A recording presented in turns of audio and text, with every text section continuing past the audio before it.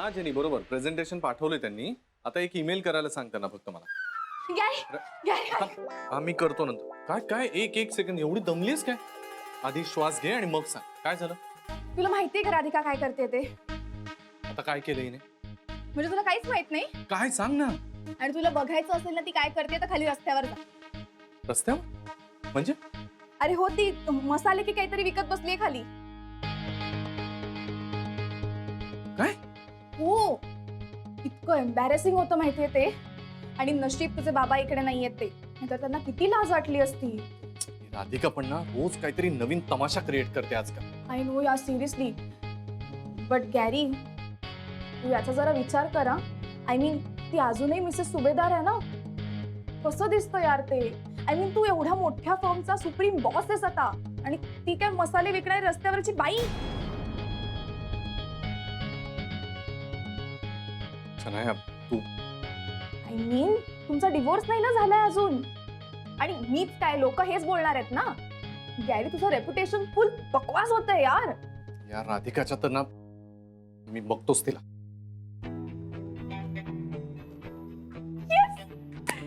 राधिका तुझी वाट लागली आता. गॅरीच काय ते बघेल. बर ताई गुलमोहर सोसायटीत राहता ना?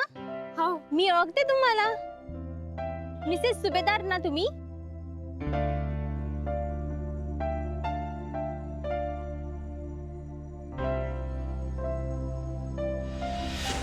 कधीपासून स्टार्ट केलं हे आजपासूनच ना. अरे वा छान. काही लागलं तर नक्की घ्यायला मी. हो उद्यापासून इथेच आहे की. येते मी. या या काय पाहिजे तुम्हाला? पापड आहेत, लोणची आहेत, नागपुरी मसाले आहेत, लाडू आहेत. घरी तुम्ही नाश्ता केला नसेल तर हा एक लाडू खा. स्टॉप दिस नॉनसेन्स. काय चालवलं हे सगळं? काय झालं? काय झालं काय काय झालं? ते अशी रस्त्यात बसून सगळी अब्रू इज्जत धुळीला मिळवतेस तू. लाज नाही वाटत तुला? हा हे सगळे लोक बघतायत तुझ्याकडे, हसतायत तुझ्याकडे बघून. कळत नाही? एक लक्षात ठेवा, तू अजूनही तुझ्या नावामागे सुभेदार लावतेस. सुभेदार हे असलं सगळं करून तू माझ्या घराण्याची बदनामी करतेस.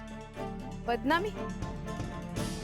मला घरातनं बाहेर काढली आणि दुसऱ्या पुरीला घरात आणून ठेवली तेव्हा नाही झाली तुमची बदनामी? राधिका मला वाद घालायचा नाहीये. हे सगळं आत्ताच्या आत्ता थांबव आणि घरी निघ. चल जा घरी. घर? कुणाचं घर? कुठल्या घरी जाऊ मी? माझ्या घरात तर शनी आहे ना. कुठे जाऊ मी? मी फालतूपणा नाही करून राहिली. मी तर कष्ट करून राहिली. दुसऱ्याच्या नवऱ्याच्या घरात घुसून फुकटचं तर नाही खाऊन राहिली ना. राधिका गप्प बसा. लाज नाही वाटत तुला? नाही नाही वाटत मला लाज. आणि तुम्ही जर हळू बोल. हे तुमचं ऑफिस नाही आणि हे तुमचं घरही नाही.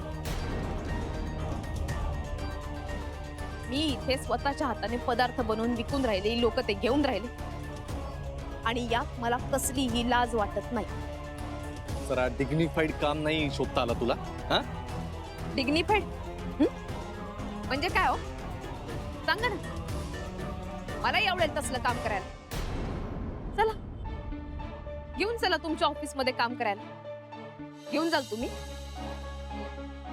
काय हो आता काऊन बोलत नाही? मला माहिती आहे तुम्ही मला नाही घेऊन जाणार. कारण मी त्या शन्यासारखी नखरेल आणि आगाऊ नाही ना. मी मेहनत करते, कष्ट करते. तुम्हाला नाही चालायचं असं. राधिका बस झाला सगळा फालतूपणा. आणि ऐका, एका नवऱ्यानं सोडलेल्या बाईला कुठल्याही पद्धतीने मेहनत करून कष्ट करून पैसे कमवायला लाज नाही वाटत. खरं लाज तर अशा लोकांना वाटली पाहिजे ज्यांनी तिच्यावरती ही वेळ आणली. राधिका चार चौघात परत तमाशा करू नकोस. आत्ताच्या आत्ता सगळा काशा गुंडाळ आणि निघ तू. चल हात सोडा. चल. हात सोडा माझा. आत्ताच्या आत्ता घरी निघ म्हणतो तुला. नाही माझा हात सोडा तुम्ही. ऐकणार आहेस का माझं? तुम्ही माझा हात सोडा. मी सांगून राहिली ना तुम्हाला. काय झालं ताई? नाही काही नाही नवरा आहे. काय तुम्हाला काय काम आहे? चल निघ, चल. काय बघतो रे?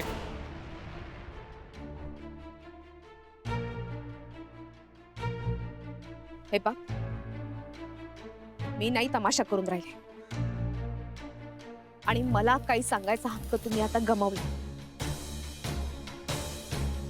आणि तुम्हाला काही सांगायचं असेल ना तर ते शण्याला जाऊन सांग. बघू ती ऐकते का. तुम्ही तर मला घरचं ठेवलं ना दारचं. तुम्ही तुमची जबाबदारी विसरून गेले म्हणून मला विसरून नाही चालणार. मला माझ्या पोराच्या, माझ्या अथर्वच्या भविष्यासाठी हे करावंच लागेल आणि मी हे करणार.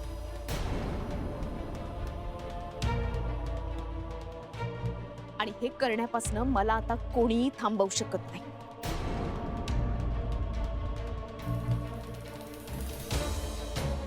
ही चटणी कितीला दिली?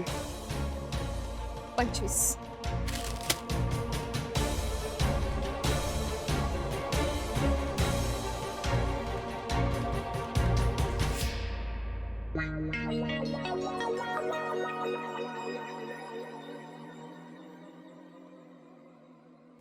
झालं. शी, तू आहेस. मला वाटलं तुझी आई आहे. हे बघ ना, काहीतरी करायला लावलंय मला. स्वतः गेले आज आंघोळीला उगाच. ही बाई ना एक दिवस माझी वाट लावणार आहे. हो यार, सिरियसली हे काय आहे? हे कोण करतं? हे काय असतं हे? शनाई, मी राधिका बद्दल बोलतोय. ओ हाय, काय झालं? तू वाट लावलीस ना तिची? बोललास ना सगळ्यांसमोर तिला? कसं काय? उलट तिने मला 4 गोष्टी ऐकवल्या. मला म्हणाली, ज्या बायकोला नवऱ्यानं आपल्या घरातून बाहेर काढलंय ती अजून वेगळं काय करणार. हिला ना फक्त सिंपती हवी आहे, सिंपती. नवऱ्याचा मान, इज्जत याचं काही पडलेलंच नाहीये तिला. See, this is exactly what I was trying to tell you. या मी म्हणत होते ना इथून दुसरीकडे राहायला जाऊया म्हणून. पण तुला इथेच राहायचं. आता काय बघ तमाशा.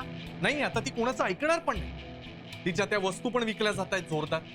ते लाडू आणि मसाले. त्यामुळे आता ना रोज ठाण मांडून बसेल तिथे तेच लाडू मसाले विकत.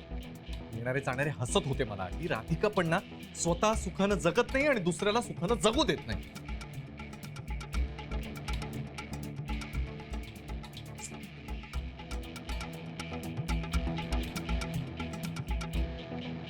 कशी सुखाने जगू देणार नाही गॅरी? मी आहे ना.